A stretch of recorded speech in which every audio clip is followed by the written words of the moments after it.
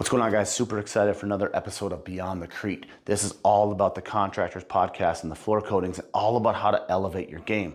Today's episode is no different. We're talking to a contractor who has been in the game previous to COVID, during COVID, and then after COVID. And we talk about the changes and what he's seen in the industry, starting off as an operations manager for a very large commercial and residential floor coatings contractor into growing his own industry, business, and how he's overcome a lot of the challenges and how he's thriving today. So if you're a contractor, learn how to grow, this episode's for you. Stay tuned.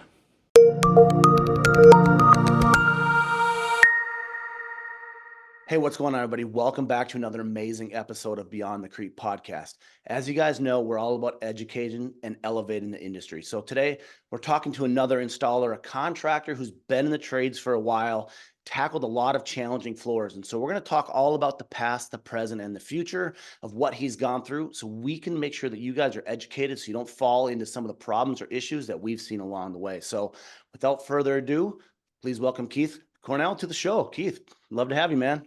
Hey, Pete, I appreciate you having me on, man. I was pretty honored when you sent the request for this and touched base about it. I was a little set back, but then I thought about it and I said, hell yeah, man. It was Yeah. exciting. Well, I'm excited. good. I appreciate it. And that's what it's all about. It doesn't matter who you are, where you're at in your industry, right? So we always talk about there's levels to the game, right? So if we're just new to the industry or got 20 years, everybody's learning and educating at the same time. So give a quick bio, who you are and kind of like, what are you currently doing? Well, I think I started in 2017 is when I started my first business, doing concrete coatings. And prior to that, I spent extensive time, 13 years in the oil field doing research and development. As a mechanic as well, I'm a journeyman millwright, which is an industrial mechanic. So I've got a background in quite a few things, seen quite a few things. Um, I actually got into the industry kind of by happenstance. I had a house that I bought on a foreclosure. They had paint on the concrete floor, 1,800 square foot of a basement that just painted and it was looking horrible. Started researching like what I should do, come up with concrete grinders, and the targeted ads reeled me in, man. The marketing worked. It sunk the hook on me. There was nobody in my area that did it. Hour and a half each direction to have somebody come do it. So I was like, well, hey, let's go for it. And Okay. I signed on with a franchise that I won't name just because I'm not trying to throw shade on anybody. But about a month in, their pitch to me was that they will teach you everything that you needed to know to run a successful concrete flooring business. And about a month in, they did not give me everything I needed to know. And I was vocal about it, right? So we came at an amicable agreement, parted ways. No harm, no foul. But right out of the gate, I kind of tripped and fell. You know what I mean? I already had 50, 60 grand invested into it, 25,000 in materials. So I was like, hey, I'm figuring this out, you know, just like you do, man, networking with people and helping people out. I got caught in a couple other traps with some people who were really just trying to take advantage of me. Luckily, the badass page, honestly, man, it has been such a resource. I've turned so many people that I know in the industry now towards that page because it's just transparent information, right? And if somebody gives you bad information, they get tore to fucking shreds, and it's awesome, and it's the support is fantastic. And as you continue to do this more and more, you network with more people, you learn more things, and you continue to get to elevate, and it's great. So I've started this, made it through COVID halfway. COVID got super weird. Obviously, everyone, experienced that if you stuck around. I wasn't in any commercial or industrial jobs at that point in time, so I put it on hold and actually dissolved the business. Did some side jobs here and there, but once COVID lifted, I got back into it, and here I am. Been operating full time for a little while now again, and I'm moved to a different area in Southwest Michigan. Um, It's been a lot of great opportunities that I've come across lately, and people such as yourself, creating these fantastic relationships, and that's kind of where I'm at, and my little bit of a history. Yeah. So, and that was gonna be kind of two things kind of came from that. But the first one is when you decided to kind of jump in the industry, right? So you're gonna do your own floor, buy a grinder. Most people just buy a 7-inch hand grinder and they just kind of think they know what they're doing. Did you just go, you went 100% all in, right? You went with that franchise and you said 50, 60 grand. Like this was gonna be your change of life and start a business. I mean, I went in hard, right? And I feel like, and this is my way my mind's wired. If you're not all in, you're all out. And if you half-ass something, you're gonna get half-ass results. So I bought everything. I got a full wrap on the trailer, and my tools that I bought. So fortunately, I didn't get roped into some shit. Mhm. So I got lucky with that. Like they did point me in a few directions that were good. Yeah. Um, I can't say it was all negative. I did learn quite a bit, and I still have the tools I started with. Well, that's another good point too, because a lot of guys start off, right? So finance and cash flow is king. So when you start a business, somebody says, hey, it's going to take you 50, 60, 70 grand, whatever it is to start a business. That's a lot of money to a lot of people. And we look at the grand scheme of what is initial cost of what the return is, 40, 50 grand is it's not that a ton amount of money, but the majority of that money is wrapped up into your core pieces of equipment. And I know Mhm. we talk a lot about this is when you have your large grinder, your vacuums, and your realistically the two large expensive pieces of equipment that are going to work for you every single day to make you money, the more you invest in a quality equipment up front, the faster you're going to have a return on investment. So I think 100%. that's huge in what you just said of, up front, 100% all in. I agree with that. And buying quality equipment up front that's not breaking down, or more important, your production rate, because once you start having guys work for you, your labor rate is dramatically going to go down, right? Profitability goes up. So I think that's a huge point to talk about is quality equipment out of the gate. Yeah, quality equipment and processes and systems. You can have the best grinder in the world, but if you got the shittiest tools on it or the wrong tools, right? Well, They just flat out doesn't work. And I had a yeah, Prep Master 2420, but I had the wrong tools on it from China, and I yeah, couldn't get that thing to cut. And I'm like, man, my little iron horse runs circles around this thing. What am I doing wrong? But I was learning as I went, yeah. and I reached out to Badass, and Josh Jones gets a hold of me, Oh Glenn gets yeah, a hold of me, yeah. point me in the right direction, and just these resources and networks, man. That we're at a time in the world right now where there has never been so much high quality information at our fingertips. Um, so if there's a will, there's a way. You'll figure it out. Well, and I was thinking about that too, and that a second part there, and I was actually thinking about that this morning before this was you look on the badass epoxy polishings, urethane, concrete knowledge. Like there's a ton of Facebook groups in general that we're in, and the amount of knowledge from the guys that has say 15 years plus, right? Mm. The reason that they're commenting all the time, and most likely they're correct, is because they didn't have the Facebook groups back then. It was trial and error for us back then. Yeah, And it you're in was, the how the trenches, fuck do man. we know? And realistically, back then it was 4 or 5 products, right? It wasn't all the new stuff, right? It wasn't the fancy Covals and all the other, right? And we had like urethanes and epoxies and polyaspartics.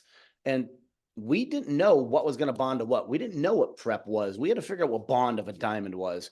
And it's just through trial and error. And the thing that I think I'm passionate about and part of this podcast and these groups is we literally can take so many years off of trial and error off of somebody that's new to the industry because we've already lived it. Like we have the answers and the platforms are huge to be able to get out there. And so anybody that's listening to this, if you're not in any of the Facebook groups, I highly recommend getting in there and just listen and ask questions and just listen. And more importantly, find the people who are always commenting and more importantly, who are always tagged. Those people probably are trusted through the groups. They haven't been blown out because if you throw some bad information out there, Mhm. you will get your ass chewed. And Tore it's to fun. shreds. It's I've shreds. All seen it. right. I've It's seen fun. it. Yeah, yeah. So to go back to the grinder, man, like the production rates is key. When I got back into it after COVID, that was the first investment that I made because I learned that the hard way. You got a small grinder, you're taking small bites. Well, you get a big grinder, you can come in there and prep a garage in 30 or 45 minutes Yes. versus 4 hours. That's a game changer. Yeah, it's 3, 4, 5 times the cost, but you make it up quick. Very quick. And you Yeah. open up so many opportunities that the weight, the head pressure, the grinding pressure, gotta have it. Yeah. You gotta have it. And if you get into these hard slabs, which every new concrete slab anymore is just hard as iron, Hmm. you get a small machine that weighs 400 pounds, you're hardly cutting it. Yeah. Do you get into blasting at all? Yeah, I have a shot blaster. It's Yeah. 9 inch. Yep. Yep. I mean, that's standard for what most garage people are running and stuff like that. And you start getting bigger into 3 phase and stuff like that with blast, cabinets and stuff like that. You're talking 50, 60 grand. It's not needed for what most of residential does. Right. But it's incredibly important because again, up here in the Midwest, we have so many salt damage floors, right? A lot of low pitting and everything like that. Grinders are amazing. They're universal, but a shot blaster is going to prep that no matter what. And especially if you're talking about your Mows eights and nines, right? Your really hard capped floors, your blaster is going to be able to cut that, and that production rate isn't key. So a 9-inch blaster can range between 7 to 12 grand, whatever, depending. But that investment is going to come back to you in your production rate dramatically, and more importantly, your adhesion. Because I tell this too, we are not in a short-term race, get rich quick scheme. Coatings are for the long haul, right? Because nowadays everybody's putting these long warranties on their floors, and we want to essentially put something down that bonds and lasts. And prep is key. So if there's one takeaway of what Keith just said is invest in quality equipment, because your bond to the concrete, no matter what product you use, is absolutely the most important thing. 100%. And just as that badass group will tear you to shreds, life will too. You start doing bad work, that word spreads. It spreads like cancer, man, and that's not good. But or the good word can spread too. Right. Well, So exactly. Yeah. And that's every another job you power. go to is an advertisement for the next 20 jobs. So you Absolutely. got to Well, do that's the right, power of social media. yeah, or just networking, man. People, everybody has friends and family, right? Yeah. Yeah, you got to do the right job, the right way, the right time.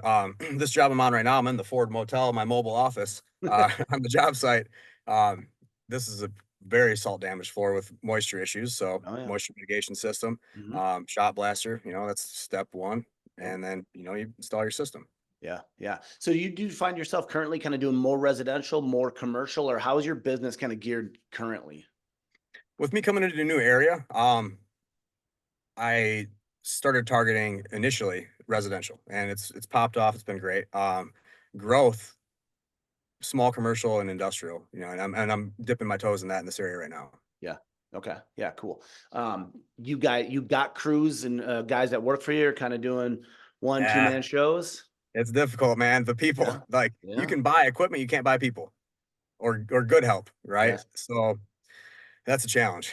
Yeah. Like right now on this job, I'm by myself actually. Yeah. Yeah. Well, and it's doable. And one thing too, with products have come so far in technology along the way where you can kind of do floors, right? And it doesn't matter if you're doing 1 day, 2 day floors. I mean, if you need to do them by yourself, because we have a lot of customers that are same in your exact shoes, owner operators, solo entrepreneurs, whatever that is. And they might take 2 to 3 days to go do a floor. And there's nothing wrong with that because they're spending the time for attention to detail. They're putting down the quality products and they're doing it right, because it doesn't matter if you're in Michigan or Minnesota, Texas, California.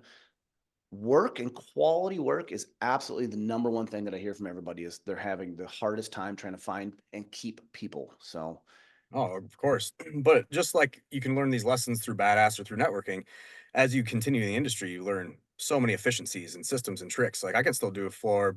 I've done 2,500 square foot by myself, yeah, and in an appropriate amount of time, really, if you know how to do it right. And just as you give such great advice to all these people, I've got quite a few people in my area that reach to me for help and advice, and sometimes 3, 4 people a day call me, and trying to coach and mentor some people and make some friends, man. Long term relationships. It's important. yeah, yeah. I mean, that's a big thing right now too. So, are you kind of like your small commercial industrial? Is that kind of through some GCs or just kind of some networking and stuff? Have you reached out? Uh, yeah, networking. I don't have. I haven't had very good leads for the GCs in the area. I actually have a meeting next Tuesday. There's a potential. It's growing. It's gained the attention that it needs. So I believe it's going to grow. Sure. You got to have. You can't just walk around the sign waving your hands around asking for jobs to grab you. You got to know people. Well, and that's absolutely number one is networking, and that's just going to take time. So I teach a lot on commercial, and last month in our coaching program, it's all about commercial industrial. And the guys that are heavy into it, it probably took them 2 to 3 years before they were consistently doing work, like everyday style work, or maybe a 10,000 square foot plus consistently style work, because it's 2 to 3 years worth of work just to build that relationship, and then of course put down the quality floors that last, and then you're vetted, and then you're in. Exactly. And then they pass you on, and you're just their guy.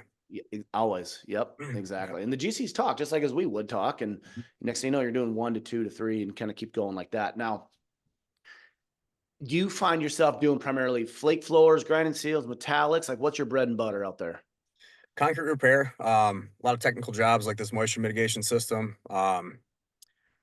Flake floors are just a moneymaker. Obviously, that's, if you're just starting in the industry, like focus on getting really damn good at those, right? Mhm. Grinding seals are always easy. Profit, I'm not out to take advantage of people, but money makes the job, makes the business go around. You gotta have the bills paid, right? grinding seals, dyed floors. I'll be honest, man, I'll do a metallic, but I don't like to do them. Yes. Yes. There's just too much liability and bullshit with it. Like you can, and to do a good job, it takes a lot of time and attention. Like Yeah. you got to spend the extra time. Yeah. Yeah. And they're expensive and it's not the market share. I mean, it is. And somebody laughed at me 6 months ago in Badass that I said, hey, you're not going to build a business strictly off just doing metallics. You just won't. And like, oh yeah, you can. I'm like, okay, cool. Well, we have guys running multiple 7-figure flake floor businesses. Like it's just not going to happen in the metallic game. It just won't. Yeah. So And you don't have the repeatability, right? You got to have, unless you can clone yourself, you got 6 of you, you yeah. know, you, you can't have the repeatability. No. Exactly. And again, the barrier to entry, when we look at guys just getting in and wanting to get in, your flake floors, they're not easy. I'm not trying to say that, but they're probably your easiest floor realistically in what we can do, right? As long as you prep right, your flake camouflages and kind of hides a lot of sins. And it's kind of one of the more forgiving style systems. And that's why we teach on that and get people up and running because you can go to a residential floor, collect your down payment, and then, of course, finish the job within a reasonable amount of time, collect you that profit, of course, and then keep repeating that. It's your fastest way to pay off any debt that you might have from equipment. And more importantly, put that money back into marketing because that's your fastest way, besides referrals, to start growing the business. Agreed. Yeah. The marketing's difficult too. I went through 3 agencies this year and finding one, everyone says they can do everything, right? So Yeah. finding one that can actually produce results.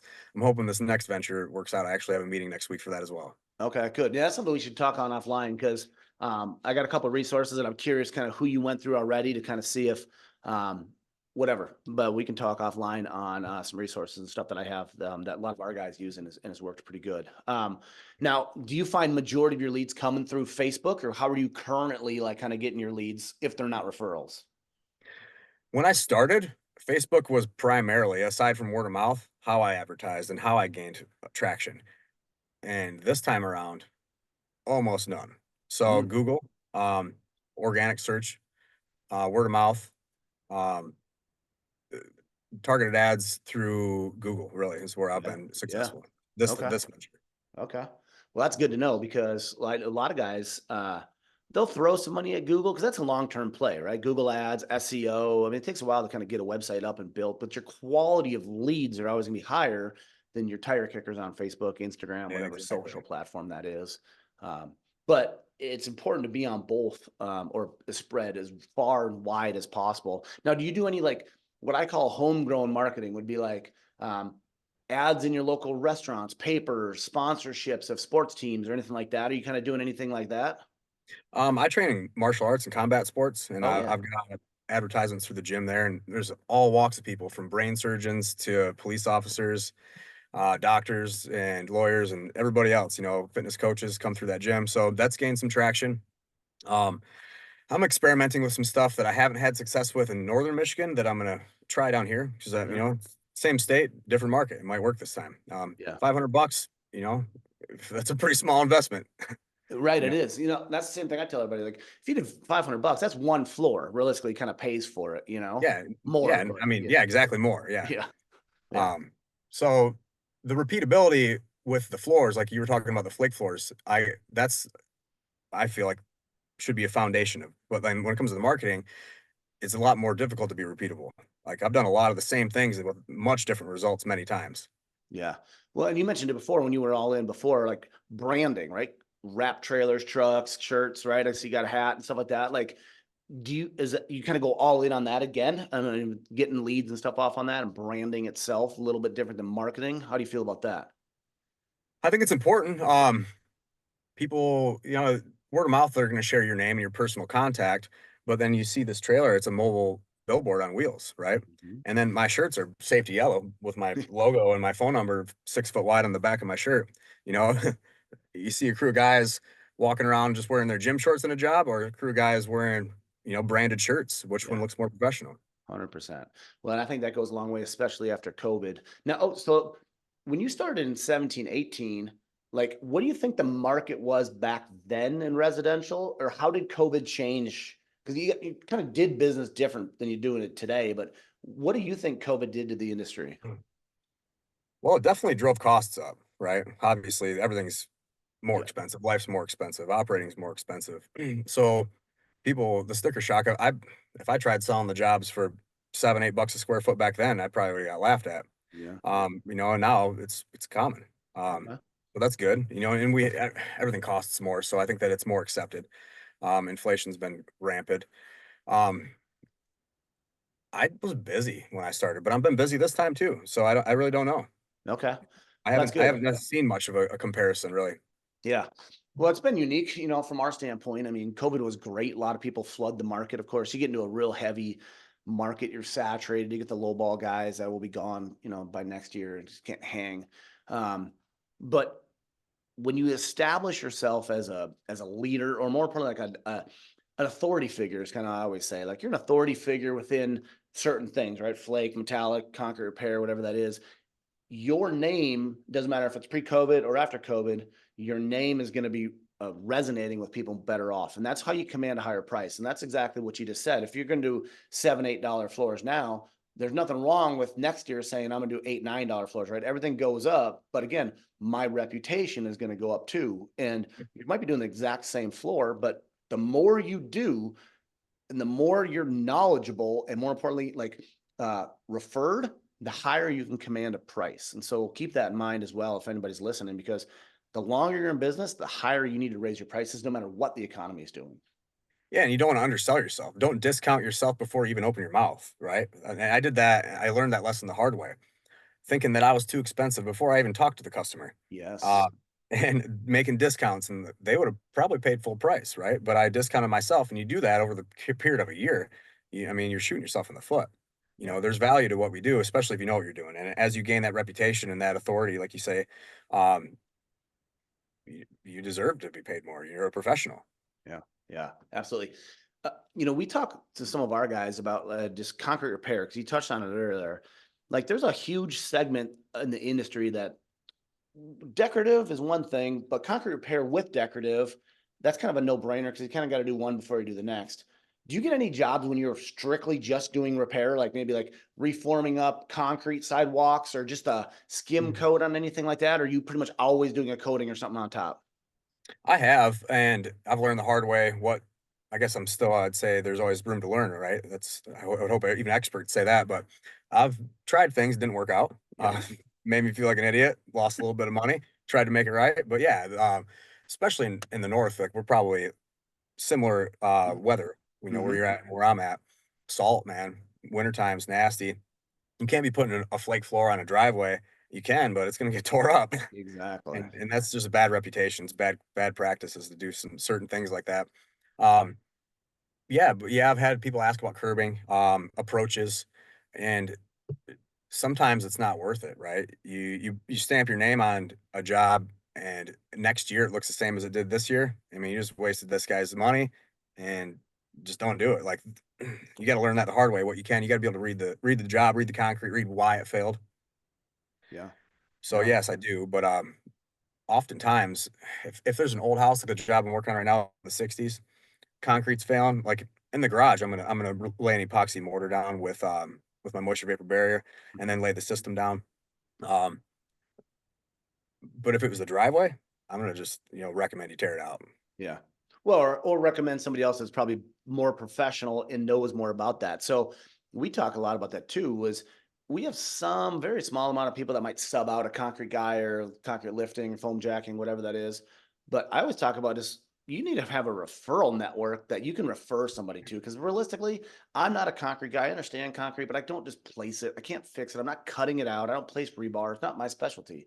So I'm going to refer you to whoever, and then go and do it. Then I'm a trusted source too. So I'm going to be having somebody come in, do it the correct way. And then if that person ever needs a coating or something that I do specialize in, they're going to know that I took care of them. I didn't get the money, but I'm still going to be a trusted source, which is going to be a referral down the road. Yeah, it's vetted and solid advice. You're not just like, I saw a post recently. It was in upstate New York. A guy asking about coating just a destroyed driveway. It's like, Yep. unanimously badass was like, "Hey, dude, don't do it." Yep. Yep. Yeah, and I get quite a bit of concrete's a lot different nowadays than it was even just a few years back. It seems like this stuff's just hard as nails. the finishers can't, it gets away on them even. It cracks all over the place. So I've got a network of installers, like concrete placers they get a hold of me if their floor just gets away on them, right? And we'll go and fix the cracks and coat it or do whatever they need to do to make the customer happy. Yeah. Yeah. Well, and that's networking, 100%. And so that's number one too, is you guys got to make sure that you guys are networking. And again, the more people you know in and without the industry, to say construction in general or home service based in general, the more referral network's going to be. So realtors to gutters and siding, and it doesn't matter. You need to start branding yourself. And I see a lot of guys too. They're like, like not shy per se, but they're just like, oh, my company's new. I don't want to go introduce my company. I've only done 4 or 5 jobs. That's the perfect time when you got to go talk to somebody and to say, hey, this is who I am. This is what I do. And you might not get a job from them for a year, but the more people that you meet, the more time your name is going to be out there and more eyes on your company is going to dramatically increase the amount of sales or revenue you're going to bring in. Yeah. And network with your chamber of commerce with, Mm. they're going to know, like I've got 5 locals right here, and it's hard to even keep up with who's who anymore, but, they're gonna know the concrete companies that you wanna work with. If you see a house being built, just roll up there and start talking to somebody. Maybe the foreman's on site, Yeah. and maybe you can get a business card. There's all sorts of ways, creative ways to generate that. Yeah. Well, I think people just need to get more creative, as you said, but more importantly, just outgoing. Just go do it, right? Like Yeah. this is our business. Like this is our livelihood. Like this is ride or Mhm. die. Like all we got, Yes. right? Like if you said before, if you're not 100% in, you're 100% out. So you got to be willing to do whatever the hell it takes just to get that next job or build that reputation. People are afraid of that. That 100% in comes with risk. Yeah, Well, if you don't go 100% in, what are you really risking, right? yeah, You're risking everything. yeah, yeah. You'll never do it. So as you kind of, you know, jobs today, stuff like that. Like, let's kind of talk about the future and stuff like that. Like, what are your plans, right? Like, you don't got to get like grandiose and say like, oh, my 5 year, whatever it is. But I mean, you looking to expand crews, locations, or systems, or what are you doing? Yeah, that's actually an interesting topic because the last 2, 3 weeks of my life have been, just kind of bombarded with opportunities. Oh, wow. Um, so, you know, that's a tough answer for me right now, just at this very moment. Maybe next Tuesday I'll have a better answer after a Okay, meeting. But, got it. Yeah, keep your opportunities open. Growth, you got to grow, right? You don't have to, I guess, if you're happy doing, one job a week and it pays your bills and you're comfortable financially. That there's that too. There's that business model, like a handyman style thing where you just got a truck and a trailer and you do you, right? yeah. Well, there's a lot of other opportunity too. And I think as we've gained, which you're obviously tiers above me, but rapport in the industry, people look up to you and they ask you for advice. And I'd be doing a disservice to everybody to that because like I said, I've got several contractors that use me as a resource. Um, well, then I'm going to provide them a resource, a high quality resource, the best that I can. So growth is important, and you gain these relationships, and relationships are priceless. Yeah. Well, and that's what's going to carry you to the next level. So, and it's the same, I mean, almost 20 years in, some of the people that I've talked to in probably just the last 5 years are people that I've looked up to in the last 15. And I never thought I was ever going to have a handshake with these certain people. Next thing you know, they're sponsoring an event. I'm helping sponsor some of their events. And we're at the World of Concrete together. We're eating, having a beer together. And it's just, I didn't, I look up to them always, of course, but they're just normal just as much as us. And what I found about anybody that you might think that you're going to look up to, they're most likely wanting to help you because that's where I'm Mhm. at. Like, I'm not above anybody. I want to help you. Like, I have a lot of going on up here. And if I don't get it out, I'm doing a disservice, like you said. That's why I'll go to the World of Concrete. I'm in these groups. I hold events. I do this because none of this is about me. It's about trying to provide as much information from real life contractors like yourself that can help other contractors. That's what this whole industry needs right now is to Mhm. level up because there's too much trash. There's too many bad installs and the reputation is gone down a little bit about coatings in the last couple of years since COVID. That was kind of my takeaway from COVID. And we're trying to build that back up. The work is there for everybody. Competition's good. We just need to educate the contractors how to put down quality products that last and how to scale a business. That's what we're trying to do. Yeah, it's unfortunate that there are these companies that pop up and give poor advice, and you, people lean into that, and they don't know any better. and then Mhm. they get caught up in a whirlwind, man. And I've helped pull a couple contractors out of the ditch and been like, "Hey, man, let's have a talk. Let's, don't do that anymore. Let's go over here." Right. Yeah. Yeah. Yeah. And I do too. And it's not just if they use our products or not. It's not about, products on the distribution side of things at all. It's being a resource. And one of the things like, little into the weeds here, but as a business, we run an EOS type of system and we have rocks and to-dos and whatever. But like literally one of our rocks for myself and John, you've talked to John before, and we have another gentleman, Mike. Like one of our rocks as a technical support team is we will help anybody with any product at any time. It doesn't matter. Like it's just Yes. one of those things that we try to pride ourselves on. And it just goes unsaid. We don't preach it. I'm not marketing it. It's just that's what we're going to be doing as a company because eventually that's going to come back to us. I'm a huge believer in karma. I'm a huge believer in doing the right thing and being a good person. And it doesn't matter if you use my products or not. If I can help you go and be profitable, it levels up the whole entire industry. It's one thing I can take away from that franchise was the marketing director was very smart. And you don't go and you try to sell people stuff. You go and you try to help solve problems. Yeah. And if you can solve problems, the sales are going to come. And even if it has nothing to do with your products, you're building that rapport, that trust, that notoriety, and then you're going to work together at some point. Yep. And you're just acting in a moral way to help and just lift. And these leaders lead from the front, and you're a leader that leads from the front, and that's success. You'll find success, and everyone that grabs that rope you lead down to them, they're going to find success too. Yeah. That's what it's all about. So man, that's a poignant way to kind of wrap this up. So appreciate you coming on. Where can everybody kind of find you, reach out to you, contact you, socials, all that type of stuff, which I will put a link in the description below so everybody knows. Yeah. Now, I've got a few ventures. I do concrete equipment repair, Lavina warranty certified repair. Okay. Into being SACE as well. End of November, going to get the stamp on that. I've worked on HTC, all the grinders, CPS. Um, keiths.custom.coatings.com is my website. I've got some social media presence. Inland tools, selling diamonds, some other stuff. So, depending on what you're looking for, I've probably got a service that we can provide for you to help you out. Um, I can give you some more information too if you wanted to link some stuff below, depending Yeah. on what people are looking for. You know, a few opportunities, yes. Yeah. Well, and again, 99% of the people that are going to be listening to this are probably in the groups, right? Stuff like that, where we're going to Mhm. be promoting this stuff and it's going to live on YouTube and Spotify. And so everybody that's in obviously the coatings world, it's just trying to offer another resource, whether they're local or across the country. It's just, hey, can I call this guy? I've ran into this problem. Like, oh, he mentioned something about diamonds and bond, or oh, he had a problem with a franchise, whatever. Like, oh, I'm having this. Like, let's pick his brain. It's just Mhm. expanding the network. And so that's kind of where a lot of that's going to come in because the people that are going to be watching this are doing exactly what you and I are doing. And man, I've learned some hard lessons. I'm sure you've learned even harder lessons. My hard lessons were compressed into a few short years, where years are spread out quite a bit longer because the Yeah. resources just weren't there, right? Yes. And technology's changed. Everybody's products have continued to get better. There's new technology coming out all the time, and sometimes it's a flop. Sometimes it works great. And how are you going to know unless you get in there and try it, right?